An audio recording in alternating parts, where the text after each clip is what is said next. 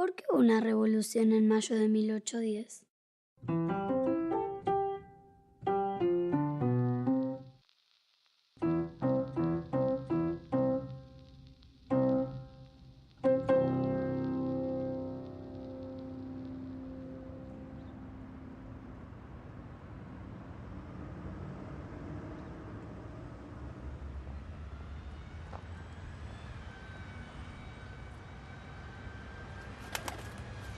Para entender por qué hubo una revolución en mayo de 1810, tenemos que tener clara una cosa.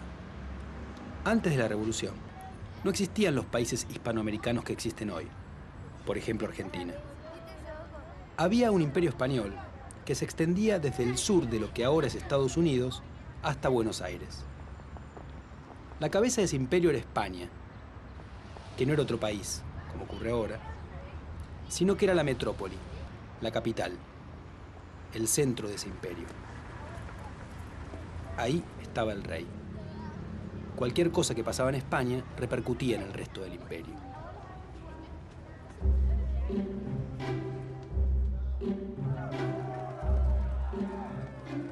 Hubo una revolución por un hecho que ocurrió en España en 1808. Napoleón Bonaparte, que era emperador de Francia, invadió el país, obligó al rey Fernando VII a abdicar y lo mantuvo prisionero.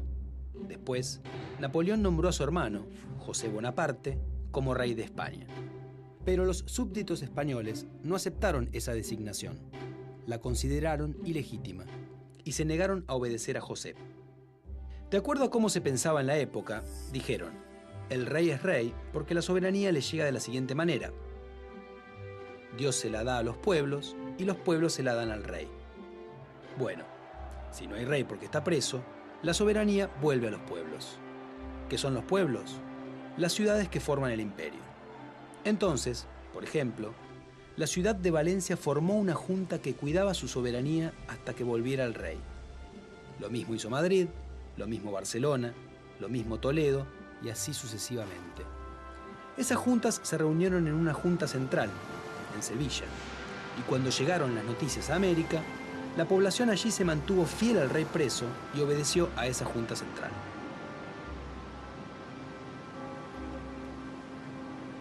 Vení, mira eso. Mira allá. Sin embargo, en 1810, los franceses triunfaron militarmente y conquistaron todo el territorio español. La Junta Central se disolvió.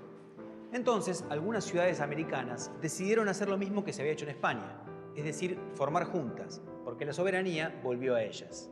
Por eso, Caracas, Bogotá y Santiago de Chile hicieron revoluciones que sacaron a sus autoridades y formaron juntas de gobierno. Eso es también lo que se hizo en Buenos Aires en mayo de 1810. Cuando llegaron las noticias de España, algunos vecinos empezaron a pedir que se tomaran medidas. El Cabildo, que era la municipalidad colonial, decidió convocar un cabildo abierto, es decir, a una asamblea en la cual los vecinos discutían qué hacer ante una emergencia. Y se convocó para eso a lo que se llamaba la parte más sana de la sociedad, es decir, a la élite de Buenos Aires. Se enfrentaron dos posiciones, los que querían que siguiera gobernando el virrey como hasta entonces, y los que querían destituirlo y nombrar en su lugar a una junta de gobierno integrada por vecinos de la ciudad. Estos últimos movilizaron gente para que los apoyara, que impidió a algunos partidarios del virrey que pudieran acceder a la discusión. Y ganaron el debate. En el Cabildo Abierto se decidió que el virrey terminaba sus funciones. Pero Baltasar Hidalgo de Cisneros, el virrey, logró negociar el 24 de mayo la formación de una junta que estaba encabezada por él mismo. Eso no conformó a la mayoría de los impulsores del cambio de gobierno, que el 25 de mayo acudieron al Cabildo para quejarse y obligaron al virrey a renunciar. Asumió entonces un nuevo gobierno, la que fue llamada más tarde Primera Junta.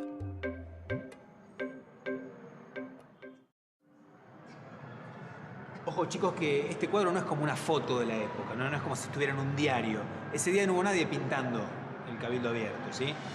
Casi 100 años más tarde alguien se imaginó cómo debe haber sido ese día, el 22 de mayo de 1810, y lo pintó. Puso los personajes más importantes y se imaginó ese Cabildo Abierto. Simplemente es una representación que se hizo más tarde. Profe, ¿quiénes estaban en este cuadro que después iban a formar la primera junta? Bueno, estaban por un lado Mariano Moreno, que fue el secretario de la primera junta y que ese día, el 22 de mayo, no tuvo ninguna participación importante. Acá lo ponen pensando, escuchando. Cornelio Saavedra, que después fue el presidente de la primera junta, que era el jefe de los patricios, que acá está con su uniforme. Acá escondido está un español que después fue vocal de la junta, que se llama Mateu. Y los más importantes de ese cabildo abierto fueron los dos que están parados, mirando como para nosotros, que son Paso y Castelli, ¿sí? Que fueron los que ese día dieron los argumentos más importantes a favor de la destitución del virrey. Y después los dos estuvieron también en la primera junta. 3 integrantes de la primera junta, en particular, fueron fundamentales en la revolución. El abogado Juan José Castelli fue clave en los días anteriores al 25 de mayo, convirtiéndose en una especie de coordinador de los revolucionarios. Cornelio Saavedra brindó el apoyo a los patricios, apoyo que fue decisivo para asegurar la destitución del virrey. Pero la figura más importante fue Mariano Moreno, un abogado que hasta el 25 de mayo no tuvo un papel destacado, pero que desde que ese día fuera nombrado secretario de la Junta, impulsaría cambios más profundos. En primer lugar, empezó a impugnar el derecho del rey a gobernar en América, argumentando que los americanos no habían acordado con él ser sus súbditos, sino que eso les había sido impuesto por la fuerza. A la vez, favoreció un igualitarismo que atacaba la rigidez social colonial, defendió los derechos de los indígenas, obligó a que el periódico oficial, que él mismo redactaba, se leyera en las iglesias, y decidió que la revolución podía usar la violencia para imponerse sobre sus enemigos.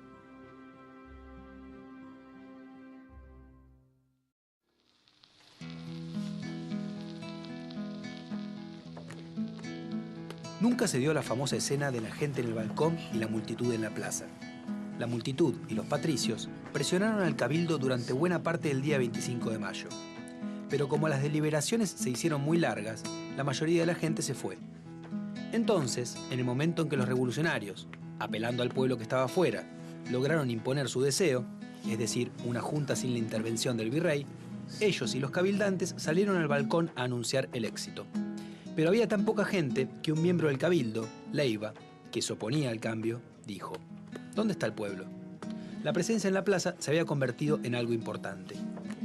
De hecho, la reunión en la Plaza Mayor, luego llamada Plaza de la Victoria, y que terminaría siendo la Plaza de Mayo, se transformaría en un elemento clave de la política porteña y más tarde de la política argentina.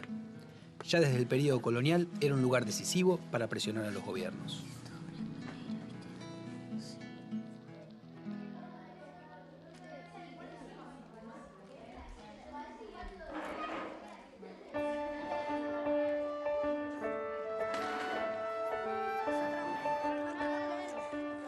El 25 de mayo de 1810, los revolucionarios querían autonomía, más posibilidades de tomar decisiones propias.